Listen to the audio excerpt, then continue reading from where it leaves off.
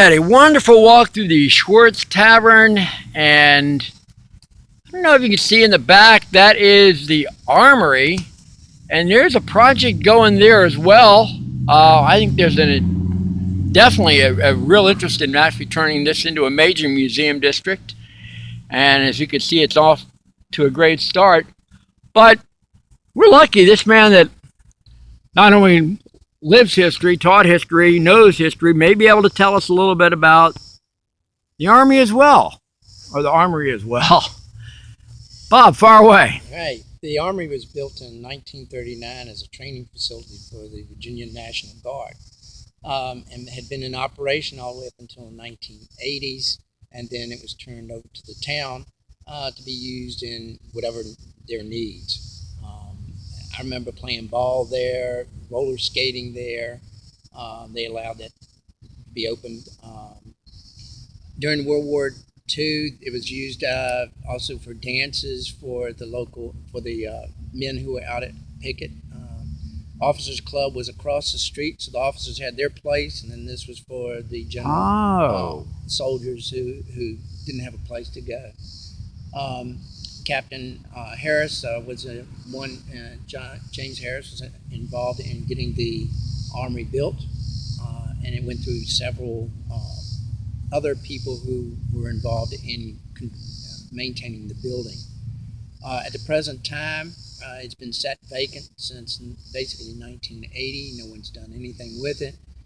Now a group called the Blackstone Armory Committee is involved in trying to raise money to preserve the building, to develop online learning, art programs, and to be able to have it as a facility for people to use for various entertainment, weddings, and such.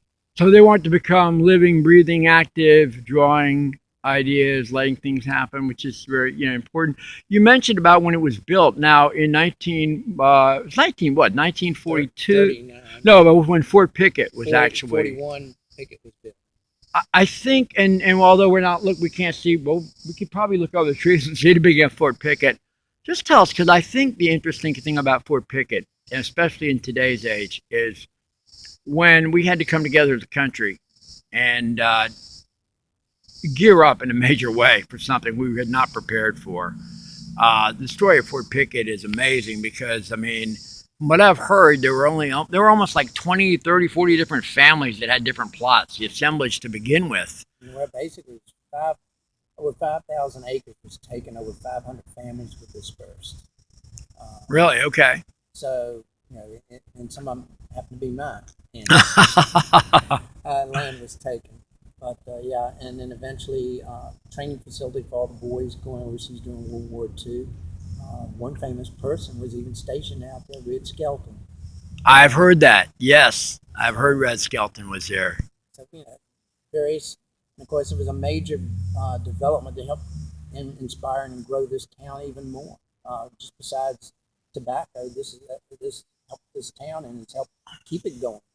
Well, sure. And when Wilkinson, I think it's Wilkinson, the Air Force, the field that's there. And from what I understand, that's actually a public. I mean, that was one of the stipulations when they built that in the first place.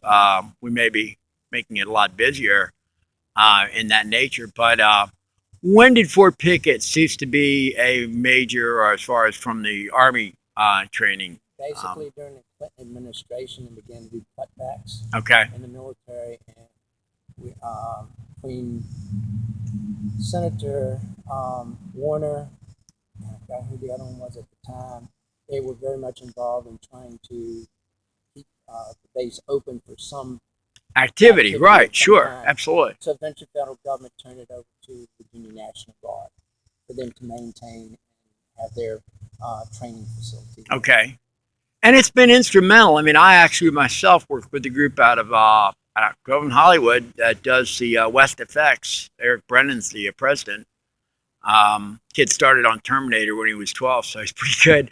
But doing the mock explosions and everything with the different thing, they've devised ways to train these guys for the holy hell they might see, and unfortunately a lot of them have.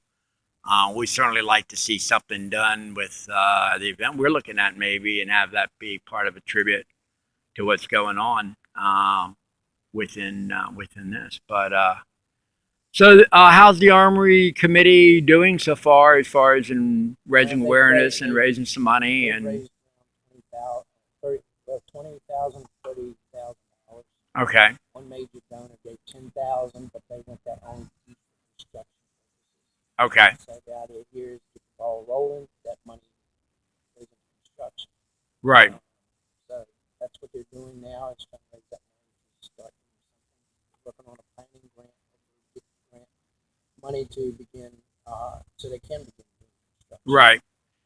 It's kind of my understanding in the past in different things. A lot of the governments, whether it's on the federal or whether it's on the state, the money comes pouring in as soon as you make the point that you're actually not needing it as much, and they see kind of movement going on in that, and that can happen from private, that can happen from organic with a lot of the different people when they see some of the activities. And sometimes they'll just plop the money and hope it pops up, but it's much better for it to organically grow. And it sounds like you've got that happening here. Well, thanks for that background and everything. And Thank you. everybody, be sure to be here October 17th and stay tuned.